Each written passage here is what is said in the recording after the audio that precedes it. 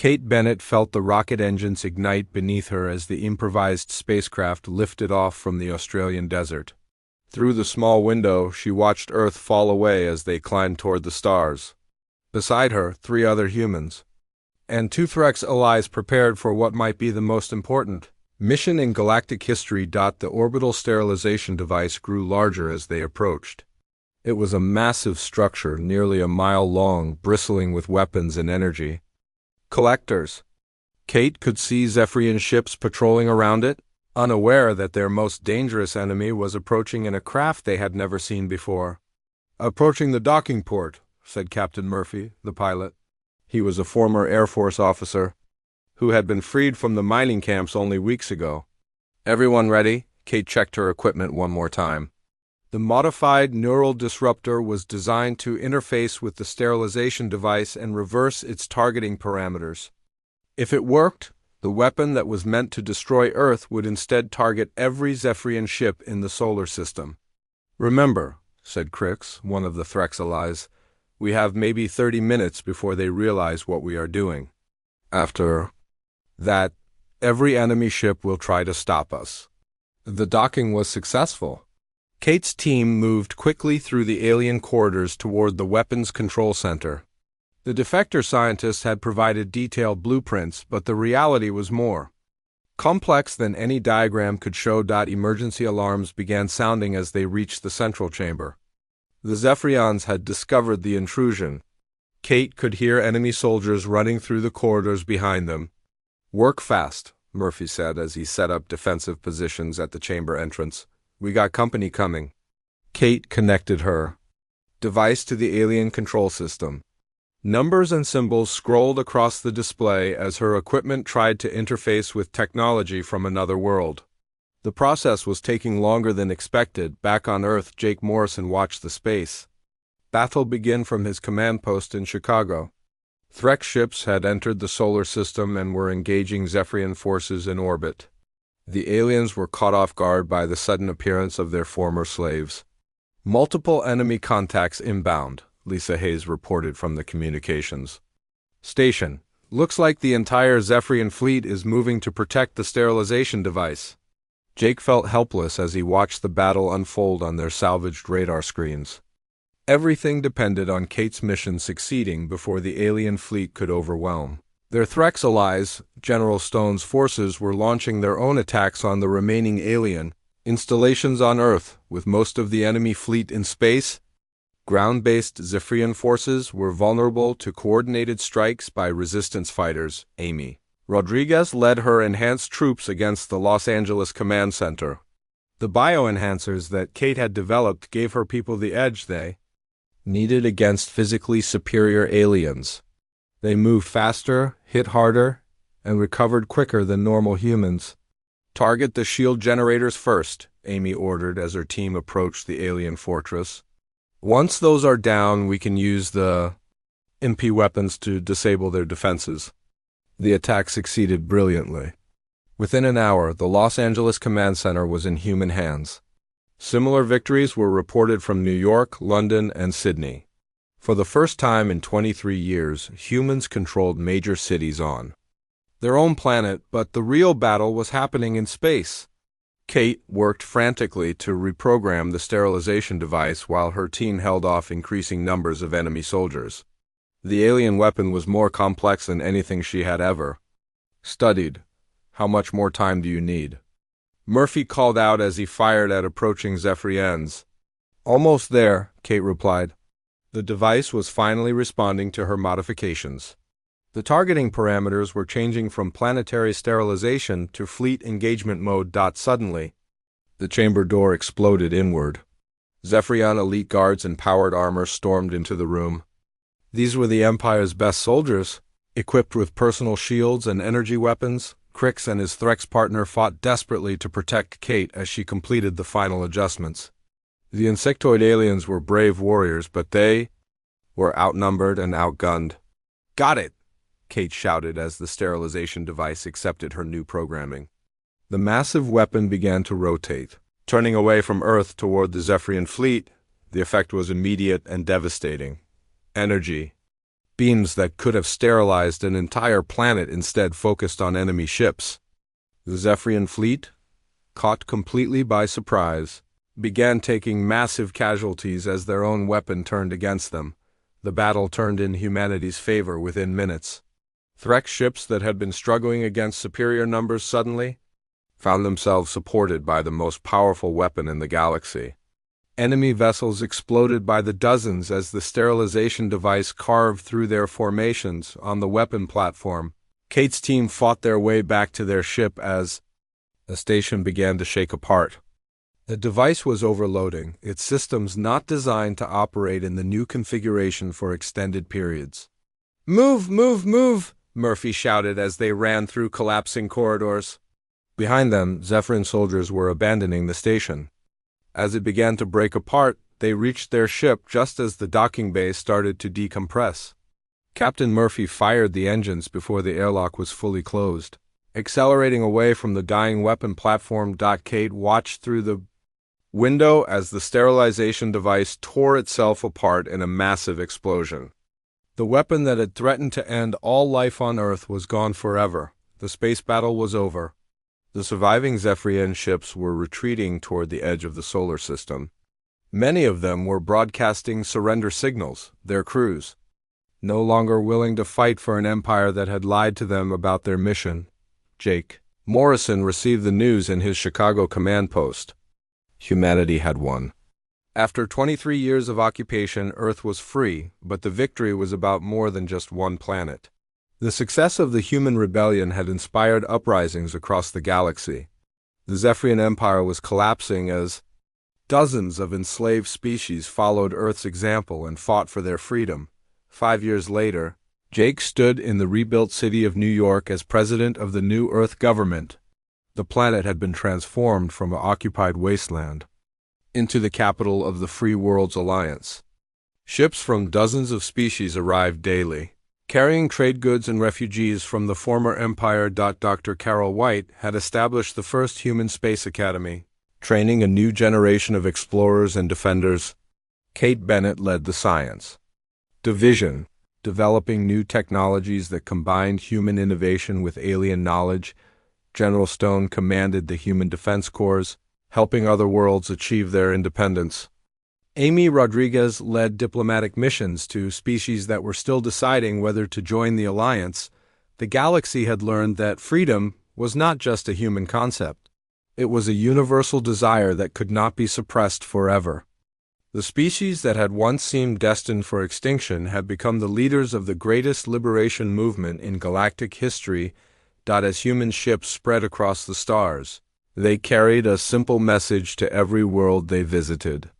No matter how powerful the oppressor, no matter how hopeless the situation might seem, there was always a chance for those who refused to surrender. Humanity had struck back, and the galaxy would never be the same. The message came from deep space 3 days after operation. Rising Sun, Amy Rodriguez was coordinating supply runs between resistance cells when her communications operator picked up the transmission. The signal was not human, but it was not Zephyrian either. "Captain, you need to hear this," the operator said. His name was Tony Chun, a former radio engineer who had kept the resistance networks running for years. "The signal is coming from outside the solar system." Amy put on the headphones and listened.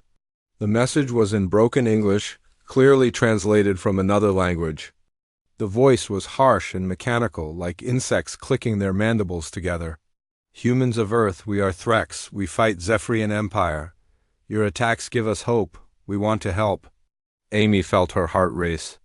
Another alien species was offering to help humanity. After 23 years of fighting alone, they might finally have allies. "Can you respond to this signal?" she asked Tony. "Maybe. If I boost our transmitter power, we might be able to reach them." Within hours, resistance cells around the world were working together to establish contact with the Threx. Jake Morrison coordinated efforts from Chicago while Dr. Paul Bennett analyzed the alien transmission methods. By evening, they had managed to send a reply. The response came quickly. The Threx were an insectoid species that had been enslaved by the Zephyrians 50 years ago. They had been planning a rebellion for decades, waiting for the right moment to strike. Earth's successful attacks had provided the signal they needed. Zephyrian Empire has many enemies, the Threx leader explained through the crackling radio connection. Aquatic nereids forced to change your oceans. Silicon-based quarks made to build ships. Gaseous ethereals used as living computers. All want freedom. Kate Bennett had been studying captured alien equipment when she heard the news. She immediately began analyzing biosamples from different alien species that the Resistance had collected over the years. Her findings were remarkable. "Dad, look at this," she told Paul as she showed him her research. "The Zephyrians have been using genetic modification to control other species. They alter brain chemistry to make their subjects more compliant." Paul examined the data. "Are you saying they tried to change human brain chemistry too?" "They tried, but it did not work on us. Human neural patterns are too chaotic and unpredictable. They could not find a way to make us completely obedient." This revelation explained why the Zephyrians had decided to relocate humanity instead of simply enslaving them like other species. Humans were too difficult to control through biological manipulation. General Stone's forces in Australia had been busy since Operation Rising Sun. They had liberated 5 mining operations and rescued over 10,000 prisoners among the freed. Humans was Dr. Carl White, a former NASA engineer who had been forced to work on alien technology for 5 years. "The Zephyrians have been lying to their own soldiers," Carol told Stone during her debriefing. "Most of them believe they are on a humanitarian mission to help primitive species advance. They do not know about the genocide and slavery." This information gave the Resistance a new strategy. Instead of just fighting alien soldiers, they could try to turn them against their own command structure. Jake Morrison made the decision to broadcast the truth about Zephyrian operations to their military forces. Using captured communication equipment, Resistance cells began transmitting evidence of genocide and slavery to alien units around the world. The effect was immediate and dramatic. Several Zephyrian science teams defected to the human side. These alien scientists provided crucial information about Empire technology and tactics. They also revealed the location of the most dangerous weapon in the Zephyrian arsenal. "They call it the sterilization protocol," one defector explained through a translation device. "If they cannot control a planet, they destroy all life on it. The device is in orbit around your world."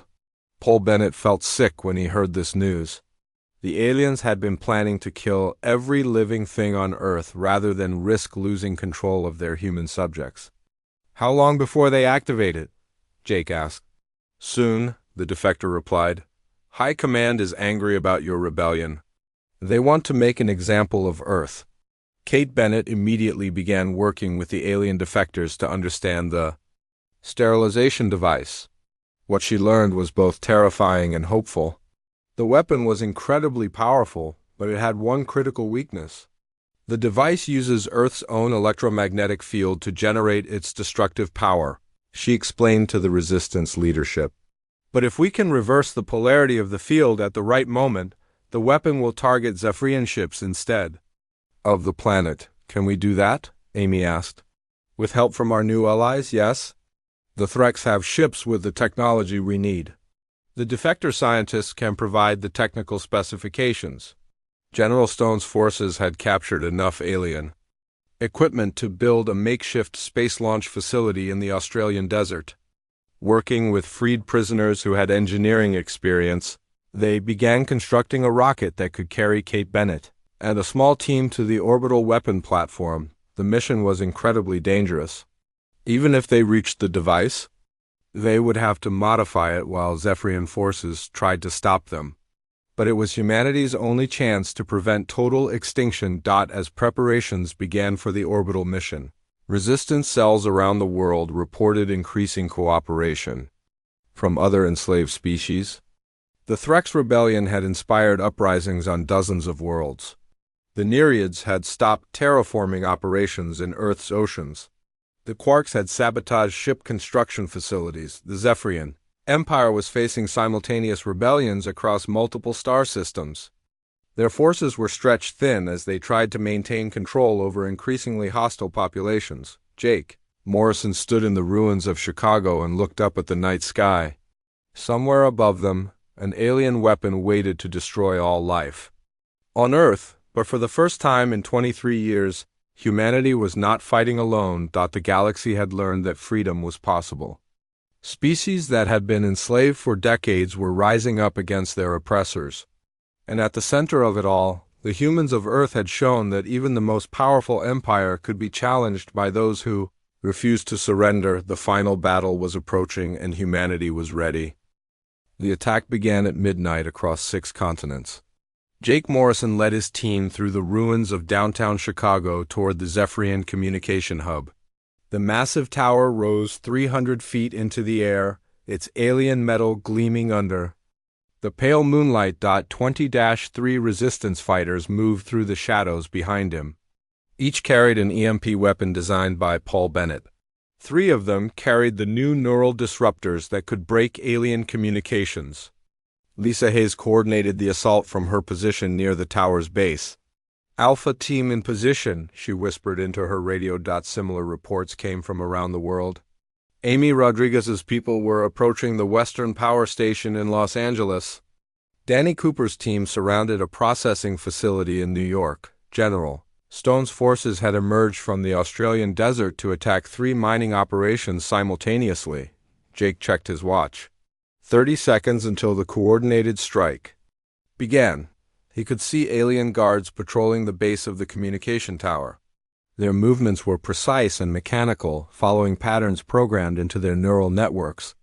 All teams prepare for rising sun, Jake said into his radio. The countdown reached 0. Paul Bennett activated the first neural disruptor from his hidden position 2 blocks away. The device hummed as it sent its signal toward the alien tower. Within seconds, the effect was visible.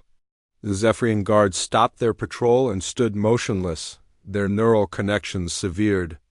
"Go, go, go," Jake shouted. His team rushed forward as EMP weapons fired at the tower's defensive systems. Alien shields flickered and died as the electromagnetic pulses overloaded their power sources. The massive structure that had controlled Zephyrian communications across North America was suddenly defenseless. Lisa's demolition team reached the tower's base and began placing explosive charges. The aliens inside the building tried to respond, but without their command network, they moved like individuals instead of a coordinated force. Human fighters who had trained in these ruins for years easily outmaneuvered the confused enemy.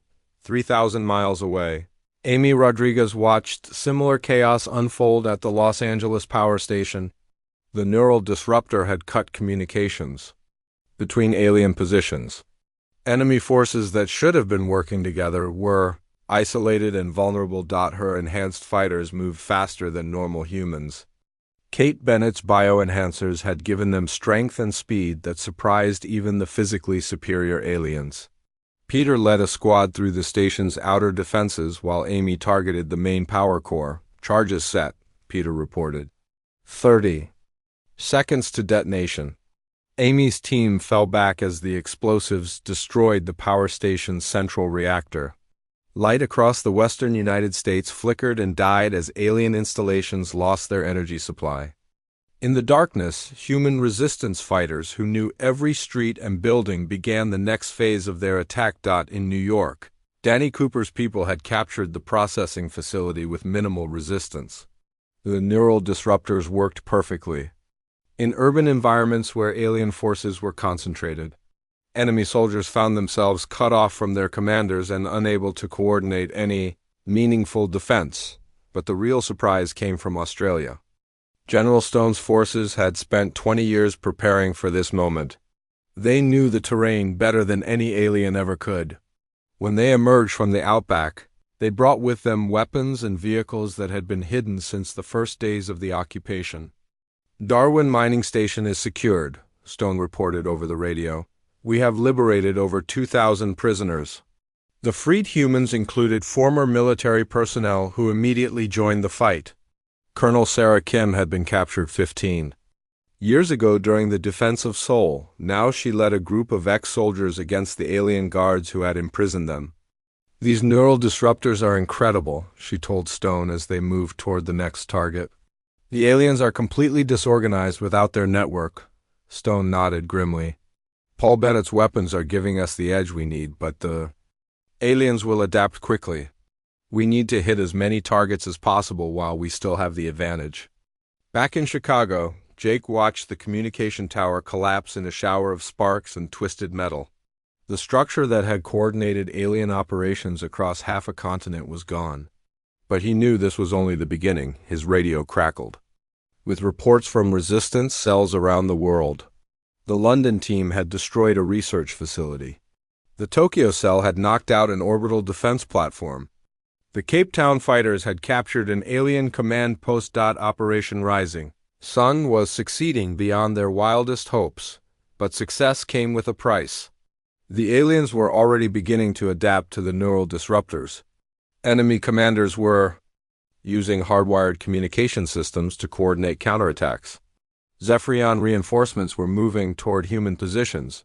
"Jake, we got a problem," Lisa said as she rejoined his team. Satellite surveillance shows alien ships moving toward major population centers. They are not trying to retake military positions. They are targeting civilians. Jake felt his blood run cold. The aliens were using their oldest tactic. When resistance operations succeeded, they took revenge on innocent people. Thousands of humans who had nothing to do with the rebellion would pay the price for tonight's victories. "Get me Paul Bennett," Jake said into his radio. Paul's voice crackled through the static. "Jake, the neural disruptors are working better than expected. We have reports of successful strikes from every continent. The aliens are targeting civilians in response. We need something that can protect population centers." Paul was quiet. "For a moment, I might have something." Kate has been working on a defensive version of the neural disruptor. Instead of cutting alien communications, it creates interference that makes it hard for them to target specific locations. "How long to deploy it?" "Give me 6 hours. I can modify our remaining devices." Jake looked at the burning remains of the communication tower. Humanity had struck the first blow in their war for freedom. But the real battle was just beginning. The aliens would not give up Earth without a fight around the world. Resistance fighters celebrated their victories while preparing for the counterattack they knew was coming. Operation Rising Sun had succeeded, but the war was far from over. The night sky began to brighten with the approach of dawn. Soon, alien reinforcements would arrive. Soon, the true test of human determination would begin. Dr. Paul Bennett stared at the alien device on his workbench. The metal was unlike anything found on Earth. It seemed to shift color in the lamplight, changing from silver to blue to deep purple. He had been studying Zephyrion technology for 15 years, but this piece was different. The device had come from a crashed scout ship that Jake Morrison's team had found 3 weeks ago. Most of the ship was destroyed, but this one component had survived intact. Paul suspected it was some kind of computer core, but its purpose remained a mystery. He connected his testing equipment to the device. Numbers scrolled across his monitor as the machine analyzed the alien technology. The readings were strange. The device seemed to be drawing power from Earth's magnetic field itself. "Dad, you need to see this." Paul looked up to find his daughter Kate standing in the doorway. She held a tablet computer in her hands, and her face was pale with excitement. "What is it?" he asked. Kate set the tablet on his workbench. The screen showed a complex diagram of neural pathways. "I have been studying the brain tissue from that dead alien we found last month. Look at this." Paul examined the diagram. The neural structure was completely different from human brains. Instead of individual neurons, the alien brain seemed to be made of interconnected clusters that operated as a single unit. "It is like a biological computer network," Kate continued. "Each cluster can communicate with every other cluster instantly. But here is the interesting part. The communication happens through electromagnetic pulses." Paul felt his heart rate increase. "Are you saying their brains operate on electromagnetic frequencies?" "Exactly, and not just their brains. I think their entire command structure works this way. Individual soldiers are connected to their officers. Officers are connected to commanders. Everyone is linked in one giant network. Paul turned back to the alien device on his workbench. Suddenly, the readings on his monitor made sense. This is not just a computer core, it is a communication node. Part of their command network. Kate nodded. And if we can find the right frequency, we can disrupt the entire system. Paul began typing commands into his computer. If Kate was right, this could be the breakthrough they needed. The EMP weapons he had designed could do more than just disable alien technology. They could cut off enemy communications and coordination. His fingers moved quickly across the keyboard as he ran simulation after simulation, the alien device on. His workbench began to glow brighter as his equipment fed different frequencies into it. Then, at exactly 2,847 megahertz, something unexpected happened. The device shut down completely. Did you see that? Paul asked. Kate was already taking notes. The frequency caused a complete system failure. If this device was connected to other units, the failure would spread through the entire network. Paul felt excitement building in his chest. We need to test this on a larger scale. They worked through the night, modifying one of the EMP weapons to broadcast on the specific frequency that had shut down the alien device.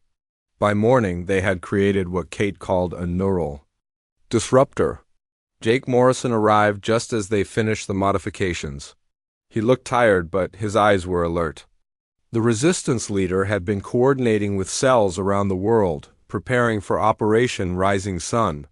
Paul, I need those weapons ready soon, Jake said. We got word from our spies that the aliens are accelerating their timeline. They want all humans off Earth in 6 weeks, not 3 months. Paul held up the modified device. This might be better than we hoped.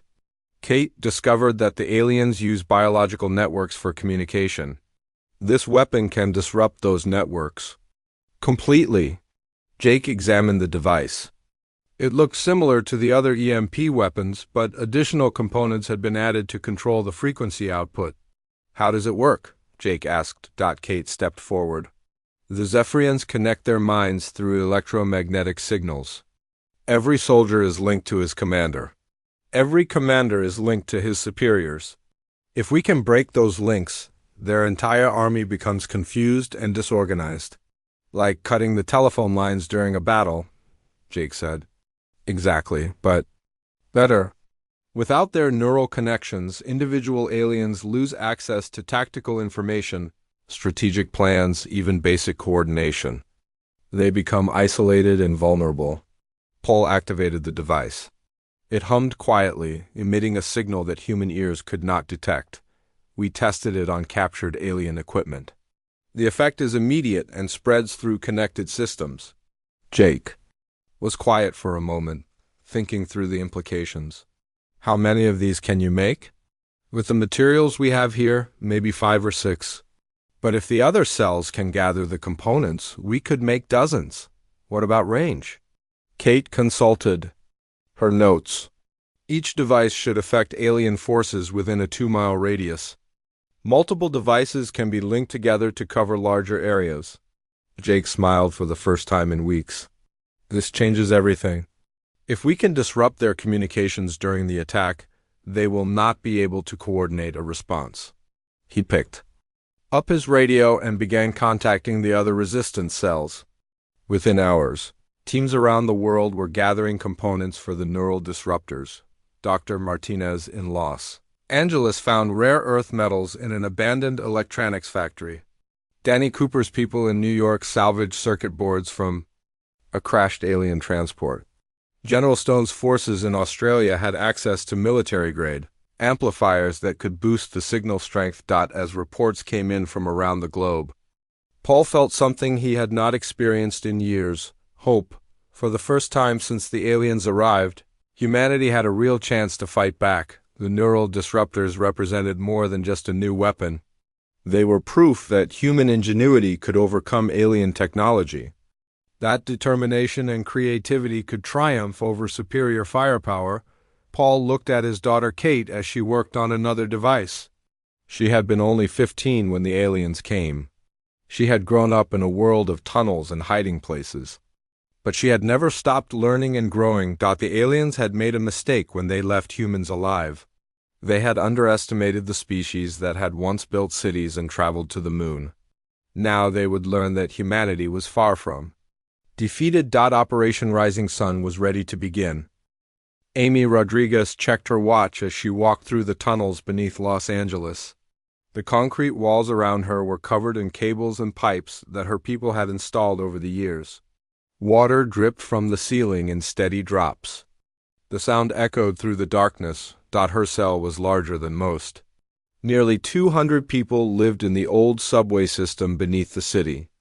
They had workshops, sleeping areas, and even a small medical station. Dr. Martinez, who used to work at a hospital before the war, took care of anyone who got sick or injured. Amy stopped at a junction where 3 tunnels met.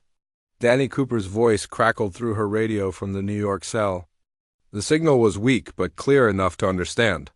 "We got the message from Chicago," Danny said. "Operation Rising Sun, when do we move?" "Soon," Amy replied. "Are your people ready?" "As ready as we can be. We have 40 fighters and enough weapons." "For a small war, what about the empty devices?" Amy looked down the tunnel toward her workshop area. "Paul Bennett sent us the plans yesterday. My tech team is building them now. We should have 15 units ready by tomorrow." The electromagnetic pulse weapons were humanity's best hope. If Paul was right about the alien weaknesses, these devices could shut down entire Zephyrian installations. Amy had seen the test results. The aliens' advanced technology became useless when exposed to the right frequency. She walked deeper into the tunnel system until she reached a large chamber that had once been a train platform. Now it served as the main living area for her people. Families had claimed sections along the walls. Children played quietly in the corners. Everyone knew to stay quiet. Sound carried far underground, and alien patrols sometimes came close to the surface entrances. Kate Bennett sat at a work table near the far wall. She was Paul's daughter, but she had been working independently for years. While her father focused on alien technology, Kate studied their biology. She had found ways to make humans stronger and faster using compounds from crashed alien ships. "How is the project going?" Amy asked as she approached Kate's table. Kate looked up from her microscope. "Better than expected. The bioenhancers are working. I tested them on myself last week. My reaction time improved by 30%. My strength increased by 20%. The effects last for about 6 hours. Any side effects?" "Some fatigue afterward, but nothing serious." "I think we can make enough doses for 50 fighters." Amy nodded. Every advantage would help in the coming battle. The aliens were bigger and stronger than humans. Their technology was centuries ahead of anything Earth had ever built. But humans had something the aliens did not understand. They had the will to fight even when everything seemed hopeless. A young man named Peter ran up to them. He was one of Amy's scouts, barely 20 years old, but already a veteran of dozen raids on alien supply convoys. "Captain Rodriguez," he said.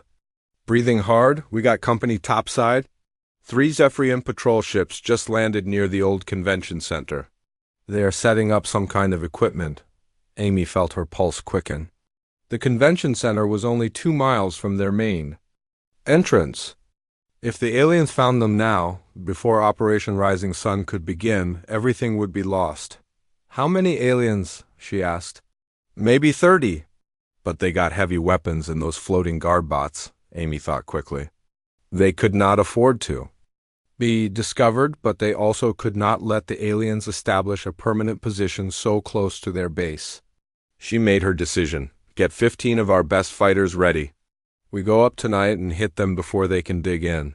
Kate gathered her equipment. "I will come with you. My people need field testing anyway." "Too dangerous," Amy said. "This is what we train for. Besides, you will need every advantage you can get." Amy knew Kate was right. The bioenhancers could make the difference between success and failure. She turned to Peter. "Tell the teams. To prepare for a surface operation, full combat load. We leave in 2 hours. Word spread quickly through the underground base. People moved with practiced efficiency. Weapons were checked and loaded. Body armor was distributed. The bioenhancers were prepared in small injection devices that could be used quickly during battle. Amy gathered her team leaders around a table covered with maps of the surface. The convention center was marked with a red circle. Escape routes were drawn in blue lines.